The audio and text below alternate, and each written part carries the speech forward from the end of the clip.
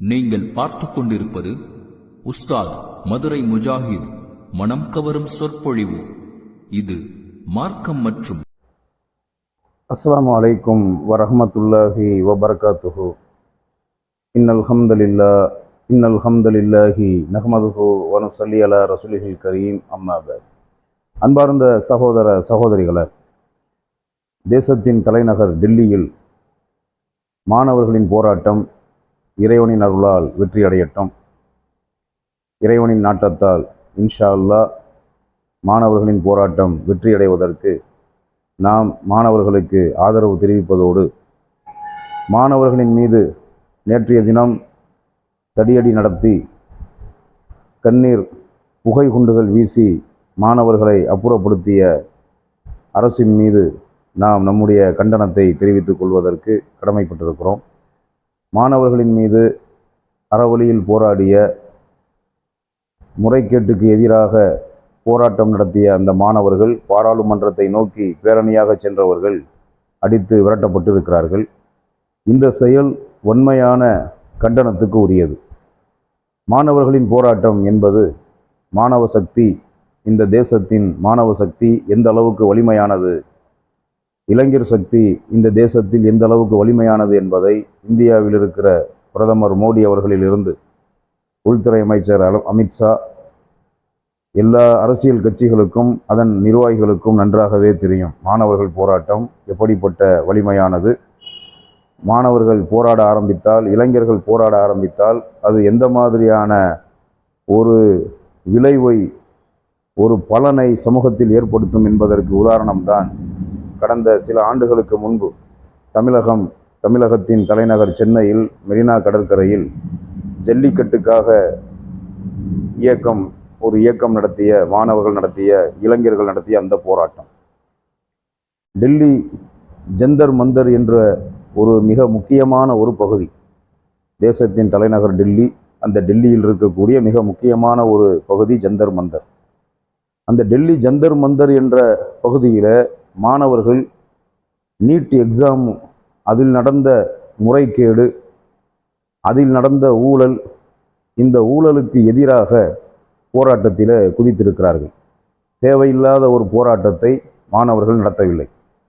NEET exam என்றால் என்ன, அதனால் யாருக்கு என்ன பலன், அது யாரை பாதிக்கும், எதற்காக வேண்டி நீட் எக்ஸாம் கொண்டு வரப்பட்டது, அதனுடைய நோக்கம் என்ன என்பதையெல்லாம் ஏற்கனவே சில வருடங்களுக்கு முன்பாக, கடந்த 2019, 2020ஆம் ஆண்டு நீட் எக்ஸாமை பற்றி நாம் உரை நிகழ்த்தியதை நீங்கள் எல்லாம் அறிவீர்கள். அது இன்னும் கூட சமூக வலைத்தளத்தில் அந்த உரை இருக்கிறது. நீட் எக்ஸாம் என்பது, அந்த நீட் எக்ஸாம் எப்பொழுது நடைமுறைக்கு வந்ததோ, எப்பொழுது அமுல்படுத்தப்பட்டதோ, தகுதி நுழைவு தேர்வு என்று சொல்லப்படுகிற அந்த நீட் எக்ஸாமால் தமிழகத்தைச் சேர்ந்த மாணவ மாணவிகள் கல்லூரியில் படிக்கக்கூடிய நிலையிலிருந்து மருத்துவ படிப்பு படித்து மருத்துவர்களாக ஆக வேண்டும் என்ற எண்ணத்தில் இருந்த 20க்கும் மேற்பட்ட மாணவர்கள் தமிழகத்தில் உயிரிழந்திருக்கிறார்கள். பல மாணவ மாணவிகள் உயிரிழந்த, தற்கொலை செய்து கொண்டு உயிரை மாய்த்து கொண்ட தமிழகத்தைச் சேர்ந்த மாணவர்கள் மாணவிகள் எல்லாம் ஏழ்மையான குடும்பத்தைச் சேர்ந்தவர்கள், நடுத்தர குடும்பத்தைச் சேர்ந்தவர்கள்.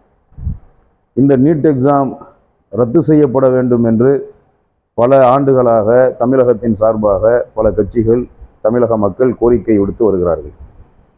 அந்த நீட் எக்ஸாம், தகுதி நுழைவு தேர்வு என்று சொல்லப்படுகிற நீட் எக்ஸாம் கொண்டு வரப்பட்டு அதில் என்னென்ன ஊழல்கள் எல்லாம் நடந்து கொண்டிருக்கிறது, நீட் எக்ஸாம் எழுதுவதற்கு செல்லக்கூடிய மாணவர்கள் மாணவிகள் எப்படியெல்லாம் அவமானப்படுத்தப்படுகிறார்கள், எப்படியெல்லாம் நெருக்கடிகளுக்கும் இன்னல்களுக்கும், எக்ஸாம் எழுத போகும்போதே அந்த மாணவர்கள் எப்படியெல்லாம் அலைக்கழிக்கப்படுகிறார்கள், எந்த மாதிரியான நெருக்கடிகள், மன உளைச்சல்களுக்கு ஆளாகிறார்கள் என்பது நாம் கடந்த சில வருஷங்களாக, பல நாட்களாக, சில வருஷங்களாக பார்த்துக்கிட்டு வரோம். இந்த நீட் எக்ஸாமில் இப்போ என்ன நடந்திருக்குன்னு சொன்னால், கொஸ்டின் பேப்பர், அதாவது நீட் எக்ஸாமுடைய வினாத்தாள் என்று சொல்லப்படுகிற அந்த கொஸ்டின் பேப்பர், நீட் எக்ஸாம் நடக்கிறதுக்கு முன்னாடியே அந்த கொஸ்டின் பேப்பர் லீக் ஆகிருக்கு. வினாத்தாள் கசிவு. அந்த வினாத்தாள் அதில் இருக்கக்கூடிய கொஸ்டின் பேப்பரில் உள்ள முக்கியமான கொஸ்டின் இருக்கக்கூடிய, முக்கியமான கேள்விகள் இருக்கக்கூடிய, முக்கியமான வினாக்கள் இருக்கக்கூடிய அந்த பேப்பர் லீக் ஆகி சமூக வலைத்தளத்தில் வந்திருக்கு.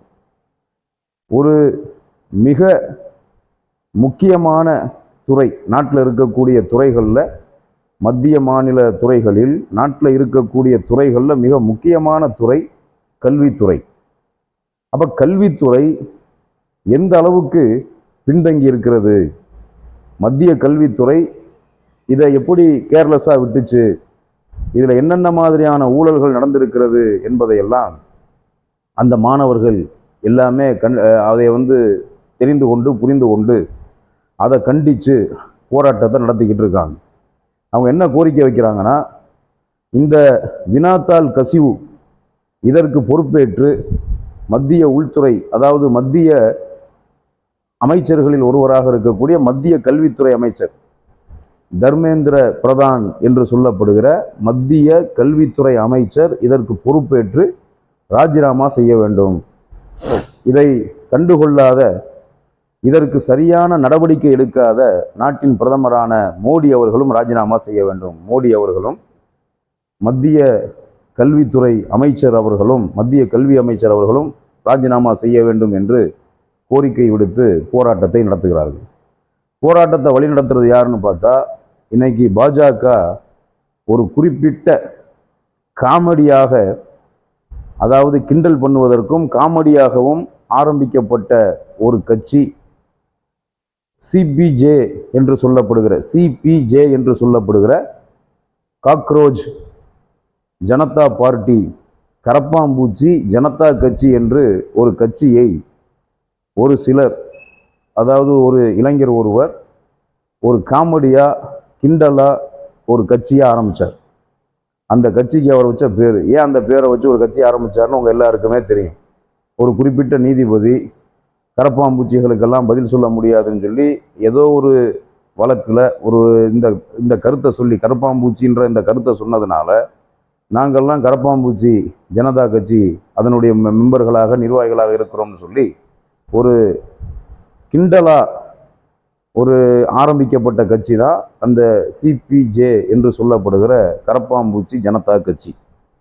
அந்த கரப்பாம்பூச்சி ஜனதா கட்சி பெரிய அளவில் இன்னைக்கு வளர்ந்துக்கிட்டு வருது இளைஞர்கள் மத்தியில். அதாவது மதவாத சிந்தனை இல்லாத, மதச்சார்பற்ற, முற்போக்கு சிந்தனை உள்ள, தேசத்தின் மீது அக்கறை உள்ள, தேசப்பற்று மிக்க இளைஞர்களுக்கு மத்தியில், மாணவர்களுக்கு மத்தியில் இந்த கரப்பாம்பூச்சி ஜனதா கட்சி நல்ல பிரபலமாகிக்கிட்டு வருது.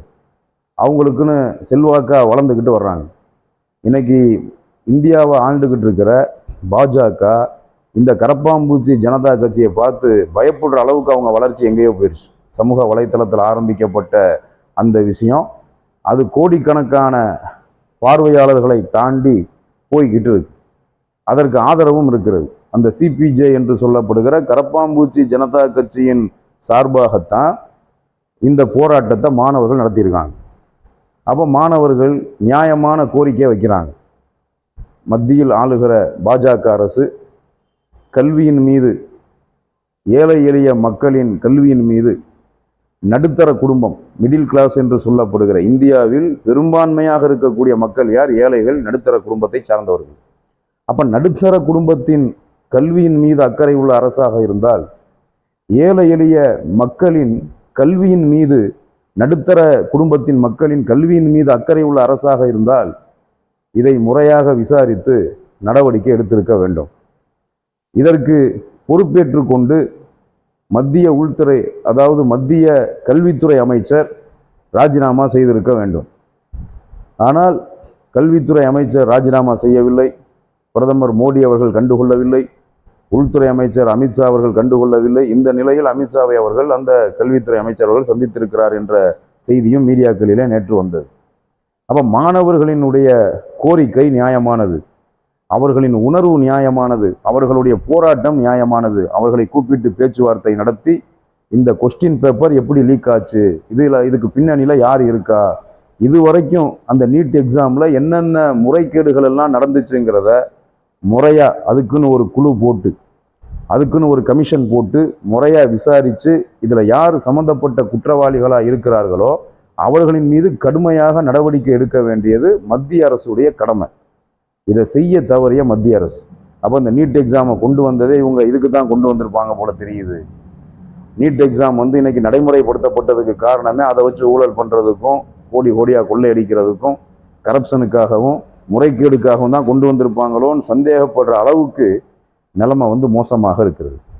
இதை கண்டித்து போராடுற அந்த மாணவர்களின் போராட்டத்தை மதிக்க வேண்டும், அந்த மாணவர்களின் உணர்வுகளை மதிக்க வேண்டும், அவர்களை கூப்பிட்டு பேச்சுவார்த்தை நடத்தி இதற்கு நடவடிக்கை எடுக்க வேண்டிய அரசாங்கம் அமைதியான முறையில் போராடி பேரணியாக பாராளுமன்றத்தை நோக்கி பேரணியாக போன மாணவர்களை அவர்களின் மீது தடியடி நடத்தி கண்ணீர் புகை கொண்டு வீசி விரட்டி அடித்திருக்கிறார்கள் என்று சொன்னால், காவல்துறை மூலமாக விரட்டி அடித்திருக்கிறார்கள் என்று சொன்னால், அப்போ மாணவர்களை அவர்களின் நியாயமான உணர்வுகளை, நியாயமான போராட்டத்தை, நியாயமான கோரிக்கையை உதாசீனப்படுத்தக்கூடிய, அலட்சியப்படுத்தக்கூடிய, அவமானப்படுத்தக்கூடிய செயல் என்பதை நாட்டு மக்கள் புரிந்து கொள்ள கடமைப்பட்டிருக்கிறார்கள்.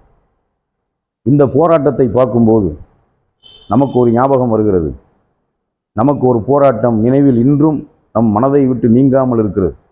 கடந்த 2019-20ஆம் ஆண்டில் நடந்த ஷாஹின் பார்க், டெல்லியில் நடந்த அந்த ஷாஹின் பார்க் என்ற போராட்டம். டெல்லியில் நியாயத்துக்காக, நீதிக்காக என்ஆர்சி சிஏஏவின் மூலமாக அப்பாவி இஸ்லாமியர்கள் பாதிக்கப்படக்கூடாது, நாட்டின் குடிமக்கள் பாதிக்கப்படக்கூடாது என்பதற்காக அமைதியான வழியில் நடத்தப்பட்ட போராட்டம் ஷாஹின் பாக் போராட்டம் இந்தியா முழுக்க பெரிய அளவில் எதிரொலிச்சிச்சு. அதை தொடர்ந்து நடத்தப்பட்ட கலவரங்கள், அதில் கைது செய்யப்பட்ட ஜேஎன்யூ மாணவர்கள், அதில் ஜேஎன்யூ மாணவ அமைப்பின் நிர்வாகிகளாக இருக்கக்கூடிய இஸ்லாமியர்களில் பல வருஷம், 5 வருஷம் 6 வருஷமாக ஒரு பெண் உட்பட, பிஹெச்டி பட்டதாரியான ஒரு பெண் உட்பட எப்படியெல்லாம் சிறைச்சாலையில் அடைத்து வைக்கப்பட்டு ஜாமீன் கூட மறுக்கப்பட்டு அவர்கள் அலைக்கழிக்கப்பட்டார்கள் என்பதை நாம் பார்த்தோம். எப்படி டெல்லி சிஏஏ கடந்த 2020ஆம் ஆண்டு 19ஆம் ஆண்டு அந்த சிஏஏ என்ஆர்சிக்கு எதிராக ஷாஹின் பாக் போராட்டம் இந்திய அளவில் எதிரொலித்ததோ, அதே போன்று இந்த சிபிஜே என்று சொல்லப்படுகிற கரப்பாம்பூச்சி ஜனதா கட்சி என்று சொல்லப்படுகிற இந்த குழுவின் சார்பாக, அமைப்பின் சார்பாக, இந்த கட்சியின் சார்பாக நடத்தப்படக்கூடிய மாணவ போராட்டம் நாடு முழுக்க எதிரொலிக்கக்கூடியதாக இருக்கிறது. மாணவர்களின் நியாயமான உணர்வுக்கு நாம் மதிப்பளிக்க கடமைப்பட்டிருக்கிறோம். இந்த போராட்டத்தை நடத்தக்கூடிய அமைதியான வழியில், வன்முறை என்பது கூடாது, வன்முறை இல்லாமல் அமைதியான முறையில் நியாயத்தை வலியுறுத்தி நடத்தப்படக்கூடிய இந்த போராட்டத்திற்கு எல்லாம் உள்ள இறைவன் வெற்றியை தர வேண்டும். அந்த மாணவர்களுக்கு நாம் ஆதரவு தெரிவிக்க வேண்டும். நம் எல்லோருக்கும் இறைவன் அருள் புரிவானாக. இந்த போராட்டம் வெற்றியடைந்து யாரெல்லாம் நீட் முறைகேட்டில் ஈடுபட்டார்களோ, இதற்கு பின்னணியில் யாரெல்லாம் இருக்கிறார்களோ, அந்த கொஸ்டின் பேப்பர் லீக் ஆனதுக்கு யார் காரணமோ அவர்களெல்லாம் கண்டறியப்பட்டு முறையாக தண்டிக்கப்பட வேண்டும் என்று மத்திய அரசுக்கு கோரிக்கை வைத்து நாம் அந்த போராட்டத்திற்கு நம்முடைய ஆதரவை தெரிவித்துக் கொள்கிறோம். எல்லாம் வல்ல இறைவன் அவர்கள் மாணவர்களின் போராட்டம் வெற்றியடைவதற்கு உதவி செய்வானாக.